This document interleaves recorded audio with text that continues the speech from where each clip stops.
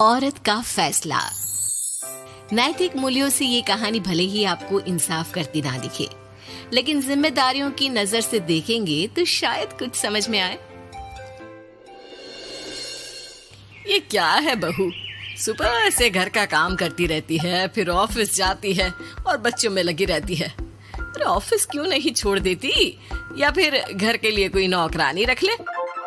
कैसी बात कर रही है माँ, जानती तो है ना अभी इनके ऊपर कितना लोन है। थोड़ा ही सही मदद कर देती हूँ तो अच्छा लगता है, और अभी उनको मेरे पैसे की जरूरत भी तो है। सुधा चंदर को बचपन से प्यार करती थी। एक ही मोहल्ले में खेल कूद कर बड़े हुए दोनों।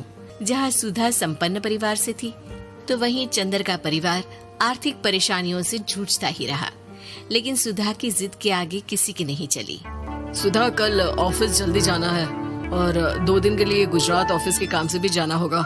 अरे कैसी बात कर रहा है बेटा, बहू को अगले महीने बच्चा होने वाला है, इस वक्त तो उसके साथ रहे। अरे कोई बात नहीं ना माँ, उनको जरूरी काम होगा, वरना मेरा चंदर ऐसे वक्त में मुझे छोड़कर कभी नहीं जाता।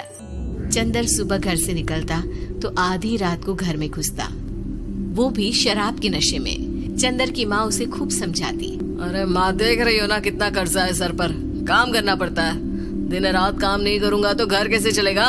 अरे लेकिन बहू को भी तो देख लिया कर, इस हालत में भी घर का बाहर का सारा काम करती है।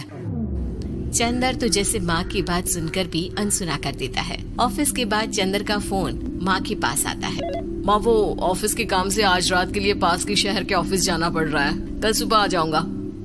सुधा रात को कमरे में सो रही होती है कि उसके पेट में दर्द होता है। सुधा चंदर को वीडियो कॉल करती है। इनको फोन कर लो, शायद कुछ आराम मिले। लेकिन 10 बार फोन करने पर भी वो सुधा का फोन नहीं उठाता। ऑफिस के काम से गए हैं, हो सकता है बिजी हो। कितनी मेहनत कर रहे हैं हम लोगों के लिए। सुधा सो तो जाती है, लेकिन अकेले उसे कमरे में डर लगता है। अगले रोज चंदर घर आता है, जहाँ सुधा ऑफिस जाने के लिए तैयार हो रही थी। तुम आज भी ऑफिस जाओगे? कल रात भर तो ड्यूटी की है, थक जाओगे, छुट्टी ले लो ना। अरे नहीं नहीं, कैसी बात कर रही हो, ये तो पॉसिबल ही नहीं है। अच्छा रुको, मैं जल्दी से तुम्हारा खाना और नाश्ता बना देती हूँ। बेचारी सुधा ऑफिस जाना छोड़कर लग जाती है पति के लिए खाना बनाने, उसके कपड़े प्रेस करने और जरूरत का सामान मुहैया कराने के लिए। हो सके तो रात की ड्यूटी मत लिया करो ना, मुझे बहुत डर लगता है। अरे यार क्या है, तुम तो ऐसे बिहेव कर रही हो कि तुम ही अकेली हो जिसे बच्चा होने वाला है। इतने लोगों के पति जो काम के सिलसिले में बाहर होते हैं, उनका क्या? सुधा को चंदर के मुंह से ये बातें अजीब लगती है। अरे हुआ क्या है तुमको? पहले तो तुम मेरा कितना ख्याल रखते थे, मेरे पास रहते थे, मेरी दवा से लेकर खाने पीने तक का सारा ख्याल। और अब इस बार तो तुम एक दफा भी मेरे साथ डॉक्टर के पास नहीं आए, क्यों? अरे पागल हो गई हो क्या? पागल वाली बात कर रही हो। काम धंधा देखो या फिर तुम्हें लेकर टहलता फिरूं। और मुझे शुक्रवार की रात को काम से निकलना है, सोमवार आऊंगा। सुधा को समझ में नहीं आता कि क्यों अचानक से चंदर को फील्ड का काम मिल गया है।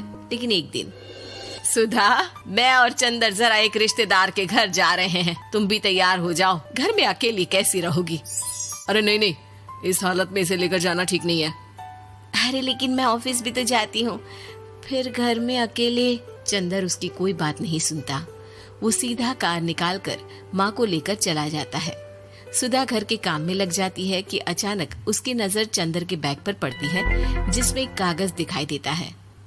इनके कागज भी ना इधर उधर फैले होते हैं, एक भी खो जाएगा तो बवाल करेंगे। लेकिन जैसे ही सुधा वो कागज खोलकर देखती है तो वो सदमे में आ जाती है। दरअसल वो कागज नहीं, बल्कि चंदर और उसके ऑफिस में काम करने वाली लड़की चांदनी की गोवा की टिकट होती है। सुधा चंदर के बैग को खोलकर देखती है तो उसे होटल के बिल से लेकर महंगे गिफ्ट्स और दूसरे शहरों के टिकट मिलते हैं। सुधा को समझते देर नहीं लगती कि उसका पति किसी और लड़की के साथ है। चंदर के आने पर सुधा उससे बात करती है। अरे नहीं नहीं, ऐसा कुछ नहीं है, तुमको गलत फहमी हो गई है। लेकिन जब सुधा के सवाल तीखे हो जाते हैं तो चंदर को अपनी गलती माननी पड़ती है और वो सुधा से माफी मांग लेता है। सुधा फैसला कर लेती है कि वो चंदर को छोड़ देगी। बच्चे और सामान को लेकर वो घर से निकल ही रही होती है कि सास उसे रोकती है। कहाँ जाएगी बेटा, रुक जा। चंदर को सुधा का जाना खल नहीं रहा था। वो झूठे मुंह भी उसे रोकने की कोशिश ही नहीं कर रहा था। सुधा चंदर को देखती है और मायके चली जाती है। मायके में माँ कहती है, अरे ऐसे कैसे घर छोड़कर आ गई? कौन सा चंदर तुझे छोड़ रहा था? माफी तो मांग ली थी ना। देखो बेटा, बेटी डोली में जाती है और अर्थी में ही निकलती है। पर पापा, मेरा आत्मसम्मान, उसका क्या? आपने मुझे पढ़ाया लिखाया है, इस लायक बनाया कि मैं खुद का खर्चा उठा सकूं, बेटी को पढ़ा सकूं, एक अच्छा जीवन पाऊं। अरे लेकिन पति की जरूरत तो होती है ना सुधा दीदी, और अगर आपको नहीं है तो इस बच्ची का सोचो जो अपने पिता से इस कदर जुड़ी है। आने वाले बच्चे की सोचो जिसके आने से पहले ही आपने पिता का प्यार से दूर करने की सोच ली। सुधा फोन देखती है लेकिन चंदर का कोई कॉल नहीं होता। वो समझ नहीं पाती कि अपने आत्मसम्मान के बारे में सोचे या बच्चों के बारे में। मम्मी, हम नाना नानी के घर से दादी और पापा के पास कब जाएंगे? नहीं जाएंगे बेटा, अब यहीं रहेंगे। नहीं मम्मी, मैं पापा के पास जाऊंगी, मुझे दादी के साथ रहना है। और मेरे साथ? हाँ, आपके साथ भी तो, सबके साथ माँ। देखो सुधा दीदी, आपके सर पर पिता का साया होना जरूरी होता है। अपने घमंड के लिए पिता और बेटी को अलग मत करो। सुधा अब सामान उठाकर अपने ससुराल जाने लगती है, लेकिन मन में सवाल रह जाता है कि जिसे दुनिया घमंड समझ रही है वो उसका आत्मसम्मान था। चंदन ने माफी जरूर मांग ली, लेकिन कभी ये एहसास नहीं दिलाया कि वो सिर्फ उसी का है।